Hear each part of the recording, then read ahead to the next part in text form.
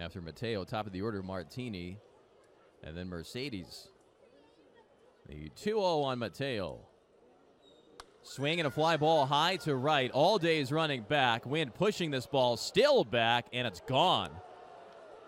Nashville begins the 10th inning with a 2-run homer off the bat of Jorge Mateo. That run ahead of him counts as well. The automatic runner scores. That's a 2-run homer. And the score is 8-6.